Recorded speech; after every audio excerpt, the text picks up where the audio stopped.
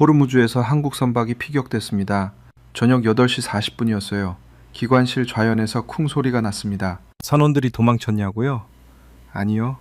4시간 동안 직접 이산화탄소를 뿌려 불을 껐습니다. 이란이 30억 원 통행료를 요구하며 무시하던 그 나라 선원들이요. 지금 이 바다에는 한국인 160명이 갇혀 있습니다. 기름 한 방울 안 나는 나라. 원유 95%를 이 해협 하나에서 가져오는 나라가 어떻게 2달을 버텼는지 지금부터 그 이야기입니다. 저는 두바이에서 에너지 해운 중개인으로 일하고 있습니다. 31년이 됐어요. 함부르크에서 이 바닥에 발을 들인 뒤 줄곧 이 바다를 봐왔습니다. 페르시아만, 오만만, 아덴만. 이 바다에서 일어나는 일이라면 대부분 압니다. 그날 피격 뉴스가 들어온 건 저녁이었어요. 두바이 사무실 화면에 속보가 올라왔습니다. 한국 해운사 HMM이 운영하는 벌크 화물선에서 폭발과 화재가 발생했다고요. 한국 최대 해운사 선박이었습니다. 저는 처음엔 대수롭지 않게 봤어요. 이란이 선박을 건드린 게 이번이 처음이 아니었으니까요. 그런데 다음 줄이 이상했습니다. 선원들이 직접 불을 껐다는 거예요. 피격 추정인데도 대피하지 않고 이산화탄소를 살포하며 4시간을 싸웠다고요. 저는 의자에서 몸을 앞으로 기울였습니다. 화면을 다시 읽었어요. 한국인 선원 6명, 외국인 선원 18명, 총 24명, 전원 무사, 불은 4시간 만에 진압 완료. 이 바다에서 31년을 보낸 제가 이런 경우는 처음이었습니다. 선박이 공격받으면 선원은 구명보트를 탑니다. 그게 이 바다의 상식이에요. 그런데 이 사람들은 달랐습니다. 저는 코트를 집어들고 항구로 향했습니다. 두바이 항구 방파제에 서면 호르무즈 방향이 보입니다. 밤이었어요. 수평선 너머로 유조선 불빛들이 점처럼 박혀 있었습니다. 그 불빛들 중 하나가 한국 선박이겠구나 하는 생각이 들었습니다. 2달 전부터 저 불빛들이 움직이지 않고 있어요. 이란이 호르무즈 해협을 봉쇄한 이후입니다. 한국 국적 선박 26척이 저 안에 묶여 있습니다. 유조선 9척을 포함해서요. 저는 솔직히 처음엔 이해를 못했습니다. 왜 안 나가는 거냐고요. 이란이 선박당 30억 원의 통행료를 요구하고 있습니다. 비트코인으로 내라고 하더군요. 그냥 내고 나가면 되지 않느냐. 한국 대기업이 30억 원을 못 낼 리가 없잖아요. 그런데 한국 선박들은 내지 않았습니다. 2달 동안 한 척도 통행료를 내지 않았어요. 제 동료 카림이 그날 저와 함께 있었습니다. 오만 출신 해운 브로커인데 저보다 이 바다를 더 오래 봤어요. 카림이 담배에 불을 붙이며 말했습니다. 하인츠, 한국 선박들 이번엔 어떻게 될 것 같아? 저는 웃으며 대답했어요. 버티다가 결국 통행료 내거나 나가겠지? 기름 한 방울 없는 나라가 이 바다에서 버틸 수 있는 데는 한계가 있어. 이건 무모한 거야. 카림은 그 말에 고개를 끄덕였습니다. 우리 둘 다 같은 생각이었거든요. 그런데 그날 밤 저는 뭔가가 걸렸어요. 불을 껐다는 그 사실이요. 피격을 당해도 자리를 지킨다. 불이 나도 직접 끈다. 이건 제가 이 바다에서 한 번도 본 적 없는 행동이었습니다. 방파제 난간에 손을 짚고 한참 서 있었어요. 멀리서 바람이 올라왔습니다. 짠 냄새에 기름 냄새가 섞여 있었어요. 이 바다 특유의 냄새입니다. 31년 동안 맡아온 냄새인데 그날 밤엔 이상하게 달랐습니다. 뭔가 제가 모르는 게 있다는 느낌이 들었거든요.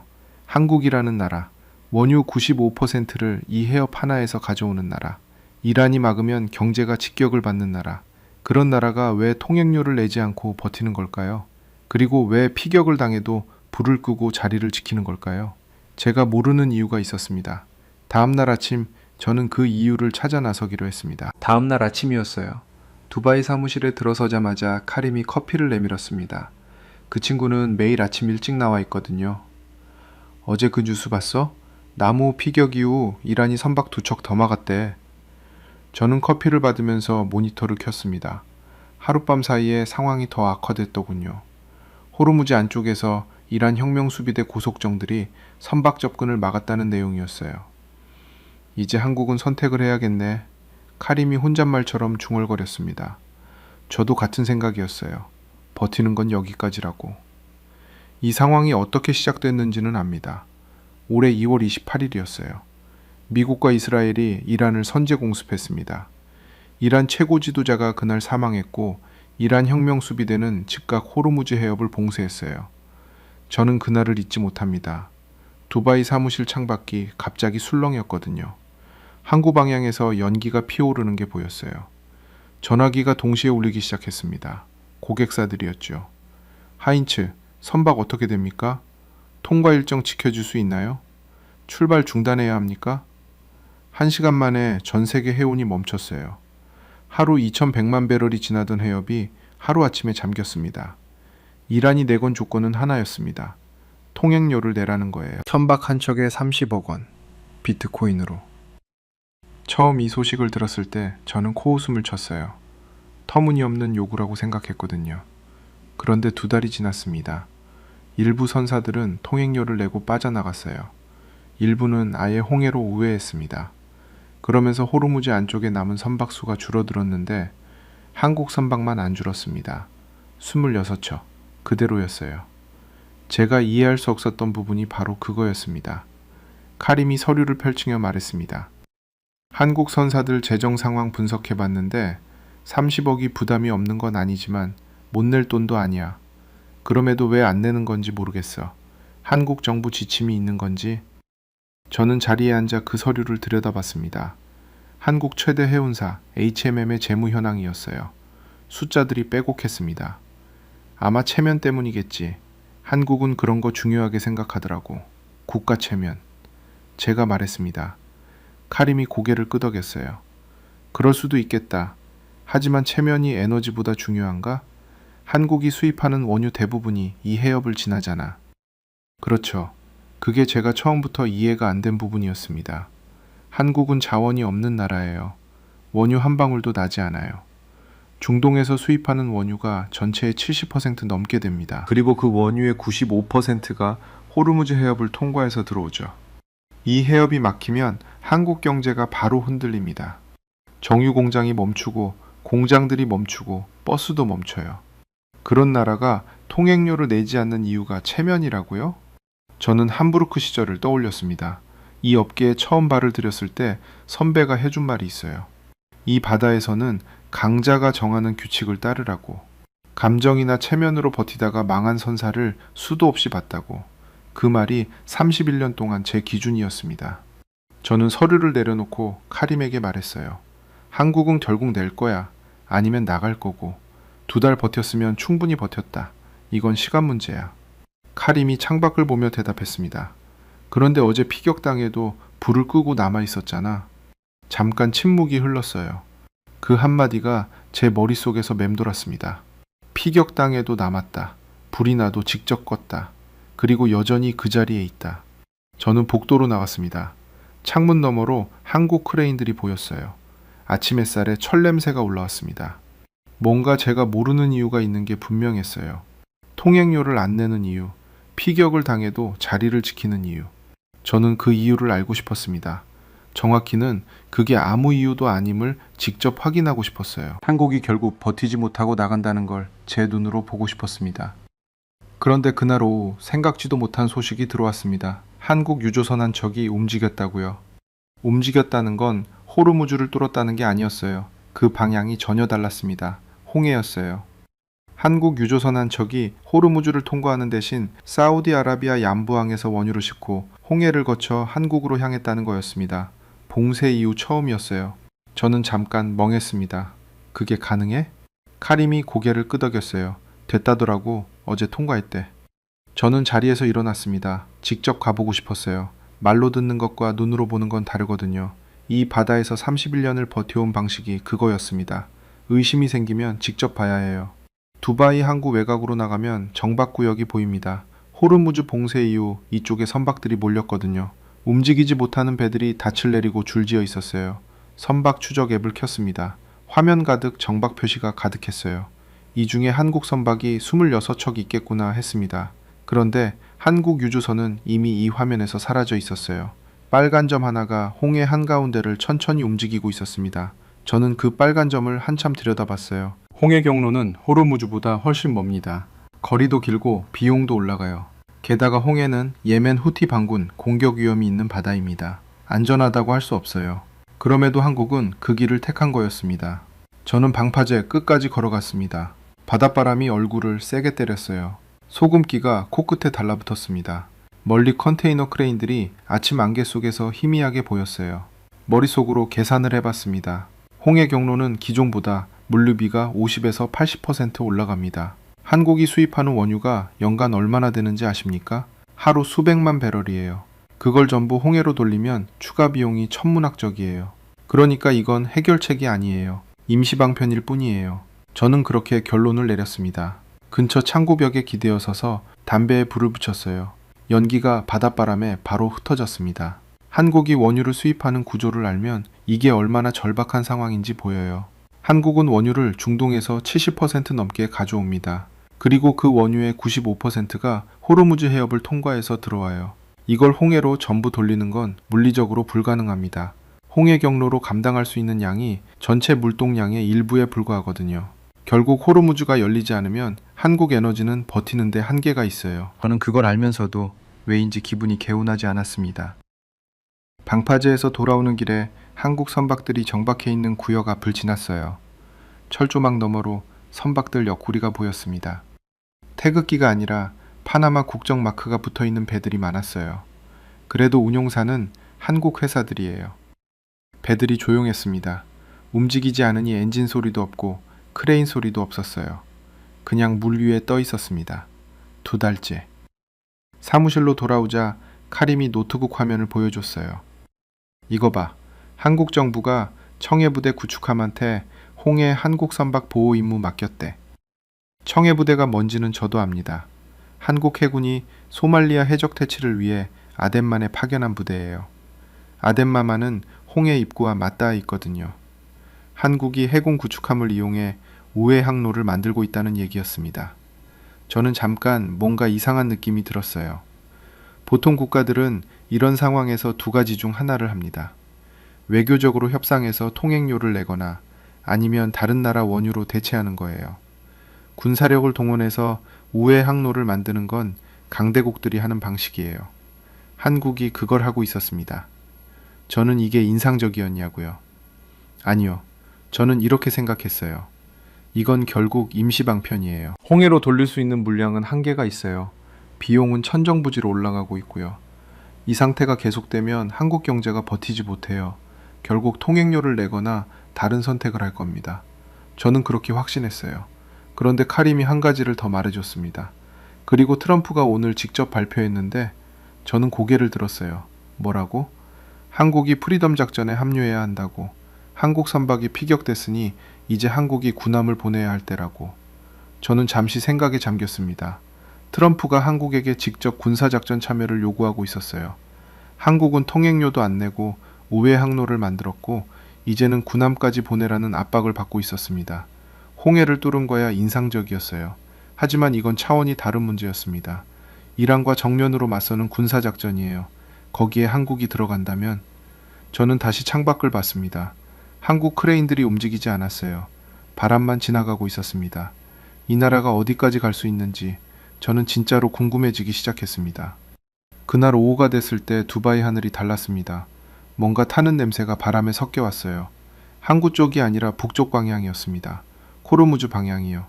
카림이 먼저 창문을 열었어요. 푸자이라 쪽이야. 푸자이라는 아랍에미리트 동쪽 끝에 있는 항구 도시입니다. 호르무즈 해협 바로 앞이에요.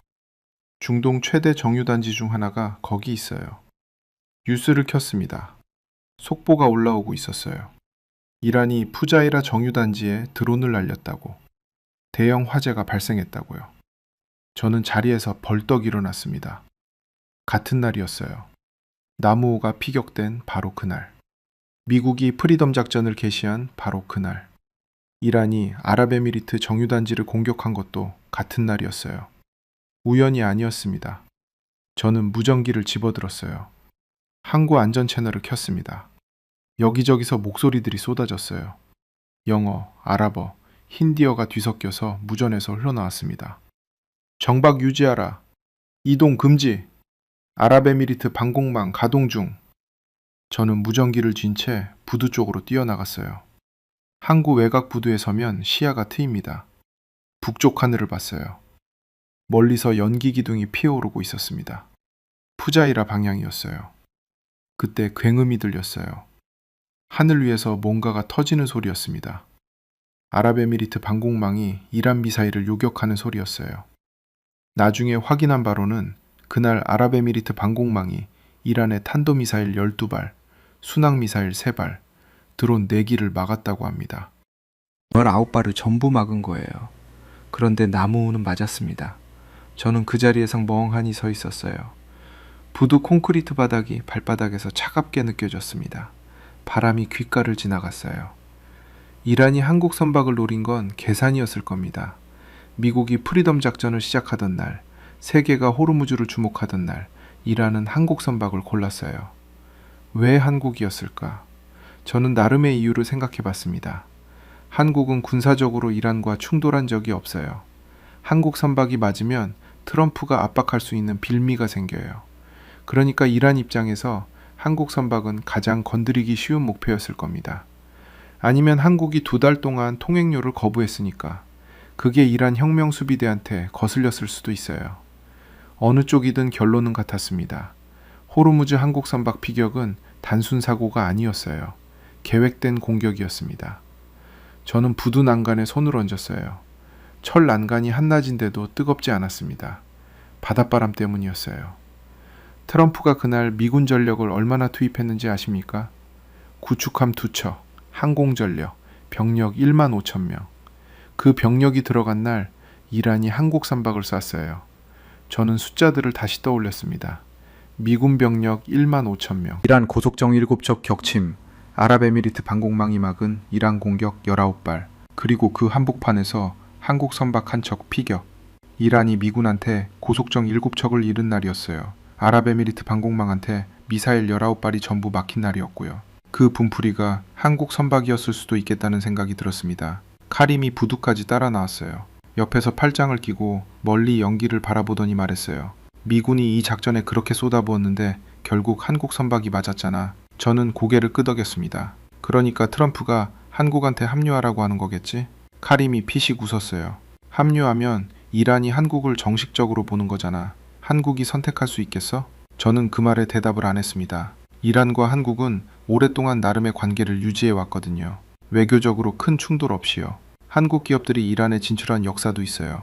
그런데 군사작전에 참여하면 그게 전부 끊기는 겁니다. 반면에 참여하지 않으면 트럼프가 가만히 있지 않을 거예요. 이미 미 참전 독일 주둔 미군을 철군하겠다고 했고 유럽연합에 보복 관세를 매겼어요. 한국이 버티면 주한미군 문제가 나올 수 있습니다. 이건 정말 어려운 선택이에요. 저는 솔직히 한국이 어떻게 할지 예측이 안 됐습니다. 참여를 선택하면 이란이 한국 선박 26척을 추가로 공격할 수 있어요. 불참을 선택하면 미국이 보복에 나설 수 있고요. 그 사이에서 한국 선원 160명이 여전히 거기 있었습니다. 호르무즈 안쪽에 움직이지 못하고. 저는 부두에 한참 더 서 있었어요. 멀리서 연기가 계속 올라왔습니다. 바람에 기름 냄새가 실려왔어요. 이때 카림이 전화를 받았습니다. 표정이 굳어졌어요. 통화를 마치고 저한테 폰 화면을 내밀었어요. 한국 국방부 발표였습니다. 파병 여부를 이번 주 안에 결정하겠다는 내용이었어요. 저는 그 화면을 들여다봤습니다. 이번 주 안에 한국이 결정을 해야 하는 시간이 얼마 남지 않았어요. 그리고 그 결정이 한국 선원 160명의 운명에 직접 영향을 미칠 겁니다. 저는 직접 알아봐야겠다고 생각했어요. 한국 해운사 관계자들이 두바이에 있습니다. 그들이 뭘 생각하는지, 어떤 선택을 하려고 하는지 제 눈으로 직접 보고 싶었어요. 다음 날 아침 저는 한국 해운사 사무실로 향했습니다. 두바이 한국 해운사 사무실은 항구에서 차로 20분 거리였습니다. 건물 입구에 한국어로 뭔가 적혀 있었어요. 저는 읽지 못하지만 태극기 마크는 알아볼 수 있었습니다. 문을 열고 들어섰어요. 로비가 조용했습니다. 직원 2명이 모니터를 들여다보고 있었어요. 한 명이 고개를 들었습니다. 어떻게 오셨어요? 영어였어요. 저는 명함을 내밀었습니다. 에너지 해운 중개인이라고 소개했어요. 호르무즈 상황 관련해서 이야기를 나누고 싶다고 했습니다. 직원이 잠깐 저를 바라보더니 안쪽으로 들어갔어요. 잠시 후 40대 중반쯤 돼 보이는 남자가 나왔습니다. 이준혁이라고 자신을 소개했어요. 두바이 지사장이었습니다. 회의실로 안내됐어요. 테이블 위에 서류들이 쌓여 있었습니다. 모니터 2개가 켜져 있었고 하나에는 선박 추적 화면이 떠 있었어요. 저는 한눈에 봤습니다. 26척, 여전히 그 자리였어요. 이준혁 지사장이 커피를 내밀었습니다. 저는 바로 물었어요. 파병 결정 어떻게 될 것 같습니까? 그가 잠깐 저를 바라봤어요. 저도 모릅니다. 이번 주 안에 결정 난다고만 들었어요. 만약 파병이 결정되면 선박들 상황이 더 위험해지지 않겠습니까? 그가 고개를 살짝 끄덕였어요. 가능성은 있습니다. 저는 속으로 생각했어요. 그러면 왜 아직도 선박들이 저기 있냐고요. 왜 통행료를 내고 나오거나 다른 해결책을 쓰지 않냐고. 그런데 그 말은 하지 않았습니다. 대신 이렇게 물었어요. 일본은 자위대 파병을 검토 중이라고 하더군요. 한국도 그 흐름을 따를 것 같습니까? 이준혁 지사장이 커피잔을 내려놓았어요. 일본이 먼저 파병 선언하면 한국도 입장이 어려워지는 건 맞습니다. 안 하면 뒤처지는 모양새가 되니까요. 저는 그 말을 듣고 잠깐 생각했습니다. 트럼프가 지난 3월 한국에 군함을 파견하라고 처음 요구했을 때 한국은 버텼어요. 중국도 일본도 영국도 프랑스도 전부 버텼죠. 그런데 그 뒤로 트럼프가 미 참전 독일에서 미군 철군을 선언했습니다. 유럽연합에 보복 관세를 매겼어요. 이번엔 한국 선박이 피격됐고요.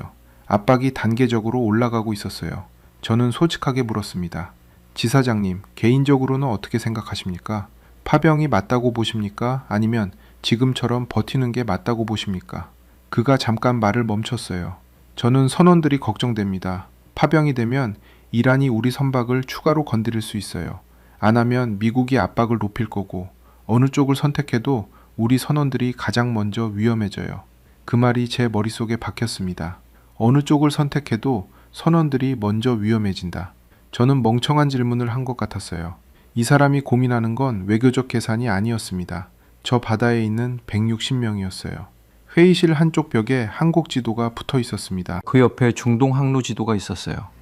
빨간 선으로 호르무즈 경로가 표시돼 있었고 파란 선으로 홍해 우회 경로가 새로 그어져 있었습니다. 파란 선이 훨씬 길었어요. 돌아가는 거리가 눈에 보였습니다. 저는 그 지도를 바라보다가 물었어요. 홍해 우회는 얼마나 버틸 수 있습니까? 비용이 계속 올라가고 있어요. 수송비가 50에서 80% 올랐습니다. 장기적으로는 한계가 있죠. 그러면 결국 호르무즈가 열려야 한다는 건데.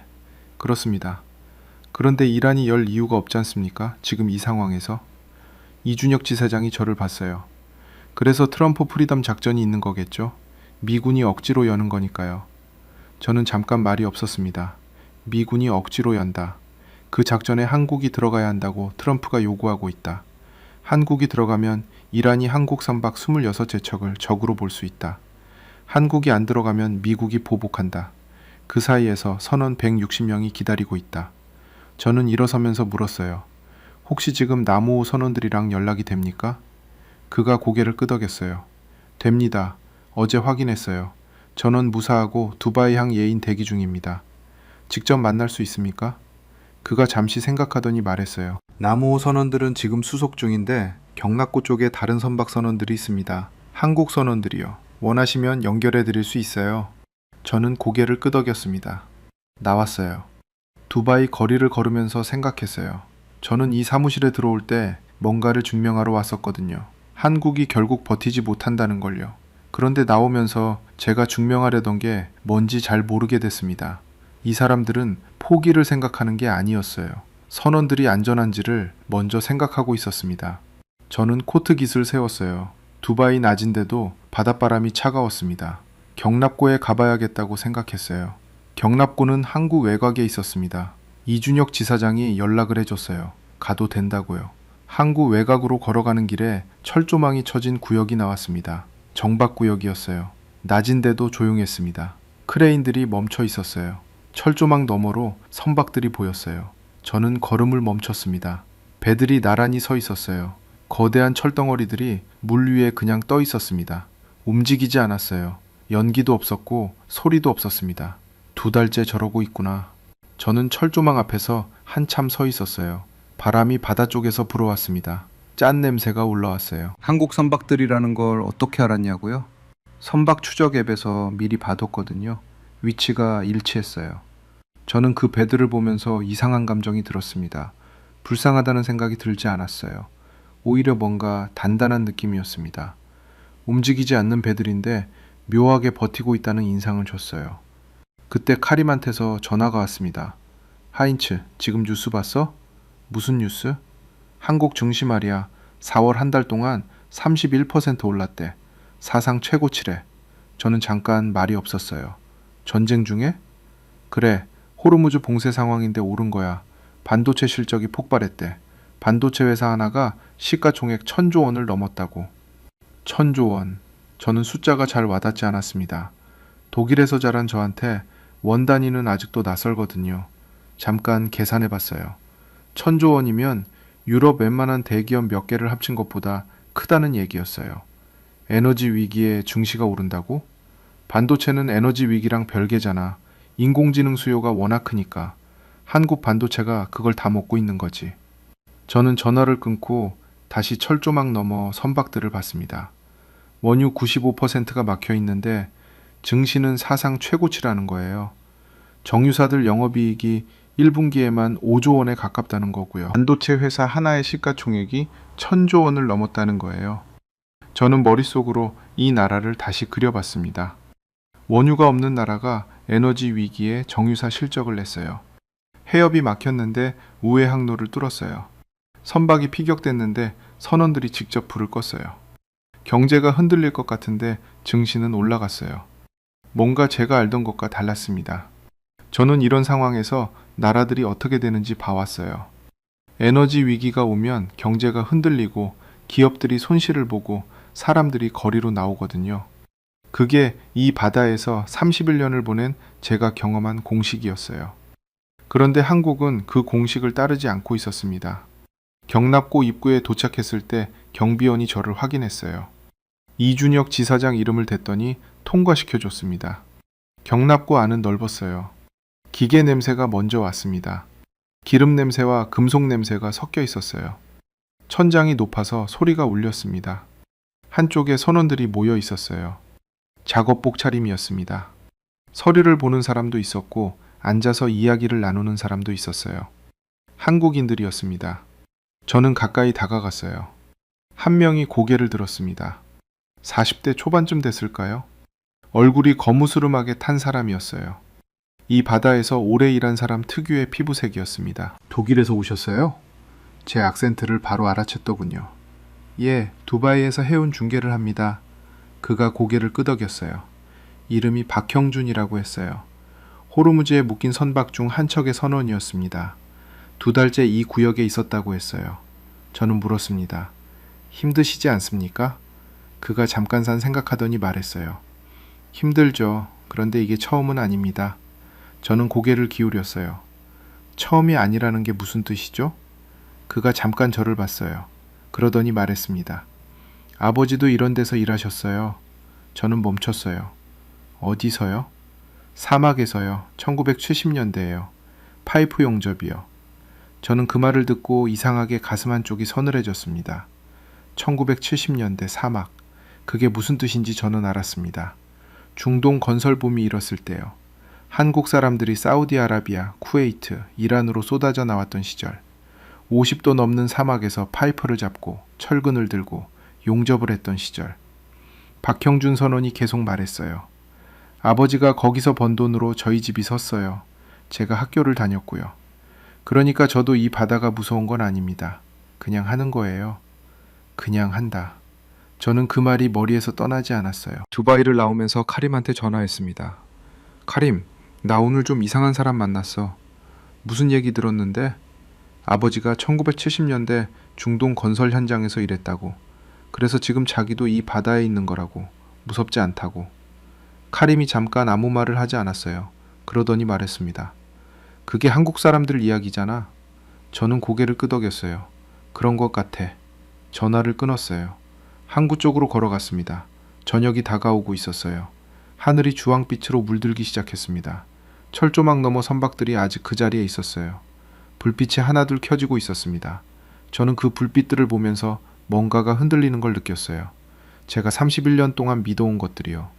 강자편에서야 살아남는다는 것, 체면보다 이익이 먼저라는 것, 버티는 건 용기가 아니라 무모함이라는 것. 그 불빛들이 그냥 버티고 있었습니다. 2달째 아무 말도 없이. 저는 인정하기 싫었어요. 아직은요. 하지만 뭔가가 달라지고 있었습니다. 제 안에서요. 다음날 아침 저는 경납고로 다시 갔습니다. 박형준 선원이 아직 거기 있을지 몰랐어요. 그런데 있었습니다. 어제와 같은 자리에서 서류를 보고 있었어요. 제가 들어서자 고개를 들었습니다. 또 오셨네요. 저는 고개를 끄덕였어요. 어제 하신 말씀이 계속 생각났습니다. 그가 서류를 내려놓았어요. 우리는 경납고 한쪽 벤치에 앉았습니다. 천장 환기구에서 바람이 들어왔어요. 금속 냄새와 바다 냄새가 섞였습니다. 멀리서 크레인 소리가 간헐적으로 들렸어요. 저는 물었습니다. 아버님이 어느 나라에서 일하셨습니까? 사우디아라비아요. 1977년에 처음 가셨대요. 그때 제가 태어나기 전이었어요. 1977년. 저는 그 숫자를 머릿속에서 굴려봤습니다. 그때 한국이 어떤 나라였는지 저도 대략은 알아요. 전쟁이 끝난 지 20년 남짓된 나라였어요. 아무것도 없었던 나라. 박형준 선원이 계속 말했습니다. 아버지가 한 번은 편지를 보내셨는데 낮에 철근을 잡으면 손바닥이 데인다고 하셨대요. 사막 온도가 낮에 60도까지 올라가거든요. 장갑을 껴도 소용없었다고. 저는 그 장면이 머릿속에서 그려졌어요. 60도, 철근, 맨손. 그런데도 계속 하셨어요? 3년을 하셨어요. 그 돈으로 우리 집 전셋값을 냈다고 하셨어요. 저는 아무 말도 할 수가 없었습니다. 3년, 60도 사막, 철근을 잡는 손바닥. 그래서 전셋값. 박형준 선원이 잠깐 저를 봤어요. 독일 분이시잖아요. 독일에도 비슷한 분들이 오셨다고 들었어요. 한국 광부들이 독일 탄광에서 일했다고. 저는 고개를 끄덕였습니다. 함부르크에서 자랐으니 저도 압니다. 1960년대에 한국 광부들이 독일로 왔어요. 루르 지역 탄광에서 일했죠. 지하 1000m 아래서요. 석탄 먼지를 마시면서. 그분들 이야기를 들어본 적이 있었어요. 그런데 그게 지금 제 앞에 있는 이 사람의 아버지 세대와 같은 세대였습니다. 탄광갱도, 사막 철근, 60도, 지하 1000m. 저는 경납고 바닥을 내려다봤어요. 콘크리트 바닥이었습니다. 기름때가 여기저기 배어 있었어요. 박형준 선원이 말을 이었습니다. 아버지가 그러셨어요. 우리가 거기서 번 돈이 이 나라 기초가 됐다고. 그러니까 이 나라가 힘들 때 버텨야 한다고. 저는 고개를 들었어요. 그 말이 목을 타고 어딘가로 내려가는 것 같았습니다. 이 나라가 힘들 때 버텨야 한다. 원유가 막혔어요. 선박이 피격됐어요. 통행료를 요구받았어요. 그래도 버텼어요. 아버지가 60도 사막에서 3년을 버텼으니까. 그 손바닥이 데어도 버텼으니까. 그래서 지금 아들도 버티고 있는 거였습니다. 저는 잠깐 눈을 감았어요. 가슴 한쪽이 뜨거워졌습니다. 눈 안쪽이 뜨거워지는 게 느껴졌어요. 저는 이 감각을 누르려고 했습니다. 그런데 누를 수가 없었어요. 이 사람 아버지가 사막에서 데어가며 번 돈. 그 돈이 이 선원을 만들었고 그 선원이 지금 호르무즈에서 2달을 버티고 있어요. 피격을 당해도 불을 끄고 통행료를 요구받아도 내지 않고. 저는 31년 동안 이 바다를 봐왔습니다. 수많은 나라의 선박들이 위기가 오면 빠져나가는 걸 봤어요. 강자편에 서야 살아남는다는 걸 배웠습니다. 그게 이 바다의 법칙이라고 생각했어요. 그런데 이 나라는 달랐어요. 법칙을 모르는 게 아니었습니다. 알면서도 버티는 거였어요. 그게 왜인지 이제 알았습니다. 버티는 게 이미 익숙한 나라였어요. 60도 사막에서도 버텼던 나라, 지하 1000m 탄광에서도 버텼던 나라, 기름 한 방울 없는 나라가 세계 11위 경제대국이 된 나라. 모두 버텼기 때문이에요. 그 세대가 버텼기 때문에 지금이 있는 거였어요. 저는 천천히 숨을 내쉬었습니다. 박형준 선원이 저를 봤어요. 괜찮으세요? 저는 고개를 끄덕였어요. 목소리가 잘 나오지 않았습니다. 잠깐 말을 멈췄다가 겨우 입을 열었어요. 지금 이 이야기를 듣고 계신 여러분, 여러분의 아버지가 그분들입니다. 1977년 사우디 사막에서 철근을 잡으셨던 분, 1960년대 독일 탄광 지하 1000m에서 석탄을 캐셨던 분, 그 데어가는 손바닥으로 자식 전셋값을 마련하셨던 분, 여러분의 어머니가 그분들입니다. 구로공단 재봉틀 앞에 새벽 4시부터 앉아 계셨던 분, 월급 봉투 절반을 고향에 붙이셨던 분, 그분들이 만든 나라입니다. 지금 호르무즈에서 버티고 있는 선원들의 아버지 세대, 60도 사막에서 버텼던 그 손이 이 나라를 만들었어요. 그 손이 오늘 이 바다를 지키고 있는 겁니다. 저는 경납고 벤치에서 일어났어요. 다리가 잠깐 떨렸습니다. 손을 벤치 등받이에 짚었어요. 박형준 선원이 저를 올려다봤습니다. 저는 말했어요. 저는 틀렸습니다. 그가 고개를 약간 기울였어요. 뭐가요? 버티는 건 무모하다고 생각했거든요. 강자편에서야 살아남는 거라고요. 그게 이 바다의 법칙이라고 31년 동안 믿었어요. 저는 말을 멈췄습니다. 경납고 천장 환기구에서 바람이 들어왔어요. 금속 냄새가 코끝을 스쳤습니다. 그런데 여기 와서 보니까 버티는 게 법칙을 모르는 게 아니었어요. 더 깊은 법칙이 있었던 거였습니다. 박형준 선원이 가만히 있었어요. 저는 계속 말했습니다. 아버지가 사막에서 버티셨으니까 아들도 버티는 거지 않습니까? 그가 잠깐 저를 봤어요. 그러더니 천천히 고개를 끄덕였습니다. 말이 없었어요. 그 침묵이 대답이었습니다. 저는 경납고 출구 쪽으로 걸어갔어요. 문을 열자 바닷바람이 얼굴로 왔습니다. 소금 냄새가 깊게 들어왔어요. 뒤를 돌아봤어요.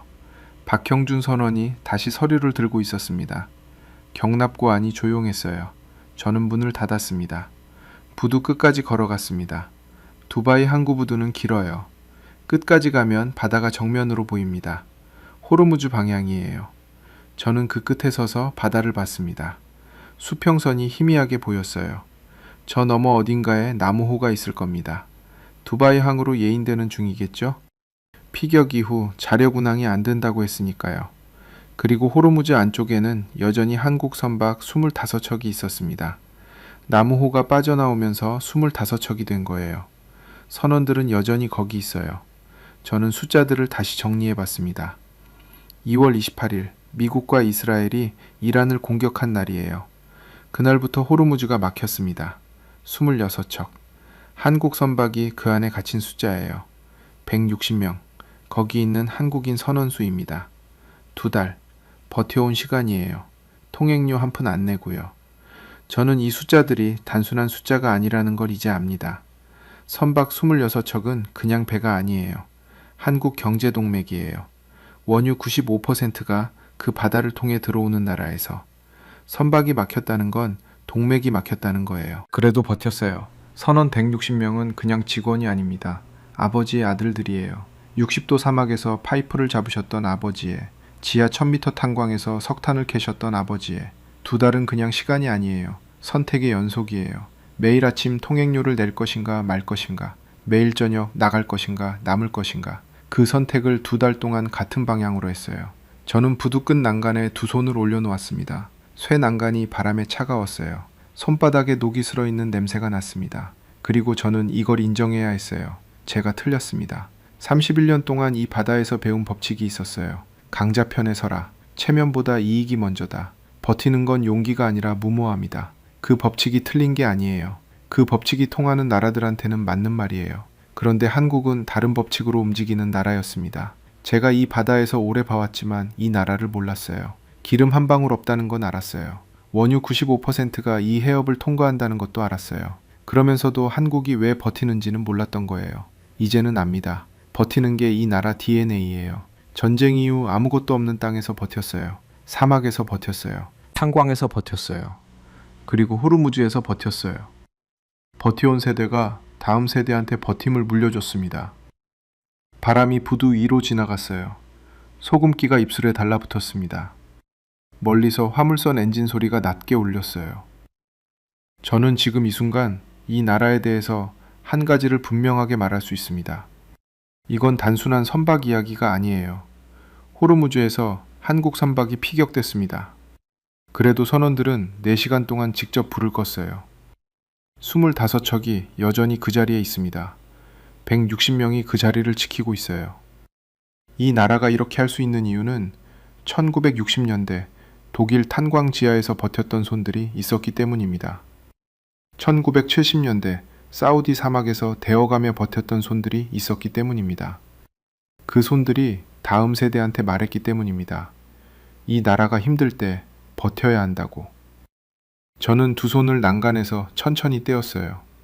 손바닥에 녹냄새가 배어 있었습니다. 차가운 쇠 냄새요. 이 바다에서 오래 일해온 제 손이랑 비슷한 냄새였어요. 저는 부두를 천천히 걸어 나왔습니다. 오른쪽으로 정박구역이 보였어요. 한국 선박들이 아직 거기 있었습니다. 철조망 너머로 불빛이 하나둘 켜지고 있었어요. 저녁이 오고 있었거든요. 저는 그 불빛들을 잠깐 바라봤습니다. 피격당해도 꺼지지 않는 불빛들이요. 한참 바라보다가 걸어 나왔어요. 바닷바람이 등 뒤에서 밀어줬습니다.